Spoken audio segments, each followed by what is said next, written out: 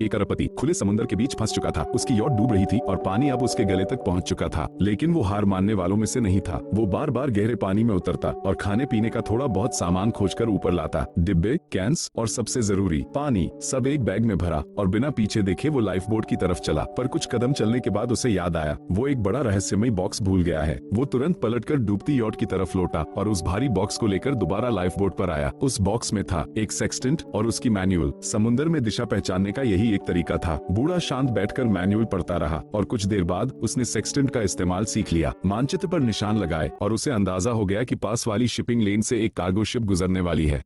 उसे वहां तक पहुंचना ही था, यही उसका बचने का एकमात्र मौका था। पर अचानक आकाश काला पड़ गया, तूफान आने वाला था। वो भागकर अपने छोटे से तंबू में छिप गया और बस यही सोचता रहा कि ये रात कैसे बीतेगी। रात उतरते ही तूफान शुरू हो गया। लाइफ बोट लगातार डोल रही थी। आवाजें ऐसी थी मानो पूरी दुनिया उसी के ऊपर टूट रही हो। एक बड़ी लहर आई और पूरी नाव उलट गई। वो कई बार पानी में पलटा, डूबता उतराता रहा और आखिरकार अपनी आखिरी ताकत से नाव के अंदर वापस घुस गया। वो रात उसके लिए अंत जैसी ही थी। वो सिकुड़कर बैठ गया, कान बंद कर लिए और बस चाहता रहा कि ये सब खत्म हो जाए। लेकिन सुबह वो अब भी जिंदा था। थोड़ा पानी निकाला, एक बिस्किट खाया और नक्शा देखा। वो अपनी मंजिल के करीब था, लेकिन तभी उसे पीने के पानी में अजीब स्वाद महसूस हुआ। जितना पीता उतनी प्यास बढ़ती, क्योंकि वो बोतल का ढक्कन बंद करना भूल गया था और पूरी बोतल में समुद्री पानी भर गया था। वो बैठा रहा, चुप, बस पछतावे में डूबा हुआ। लेकिन तभी उसकी नजर पड़ी, धूप में प्लास्टिक की सतह पर छोटे छोटे पानी के कण जमा हो रहे थे। उसे समझ आया, वो समुद्र के पानी को भाप बनाकर फिर ताजा पानी बना सकता है। उसने प्लास्टिक बैरल काटा, अंदर समुद्री पानी भरा, ऊपर प्लास्टिक की परत लगाई, बीच में एक कप रखा और इंतजार करने लगा। धीरे धीरे भाप ऊपर उठी और कप में गिरने लगी। कई घंटों बाद उसे पहली बार साफ पानी मिला। उसने धीरे से एक घूंट लिया और शायद कई दिनों बाद पहली बार उसे लगा कि वो बच सकता है। इसी बीच उसे दूर एक बड़ी कार्गो शिप दिखी। वो पूरी ताकत से सिग्नल फ्लेयर हिलाता रहा, लेकिन दिन का समय था, किसी ने नहीं देखा। शिप गुजर गई और उसके साथ उसकी उम्मीद भी। रात हुई तो एक और जहाज करीब आया। इस बार उसने सारे फ्लेयर एक साथ चला दिए। रात का आसमान लाल हो गया, लेकिन जहाज फिर भी नहीं रुका। उसने आखिरी कोशिश में अपना डायरी तक जला दी, पर कोई नहीं आया। जल्द ही आग फैल गई और उसकी लाइफ बोट जलने लगी। इस बार उसके पास सिर्फ एक विकल्प था, समुद्र में कूदना। वो पानी में उतर गया और धीरे धीरे नीचे जाने लगा।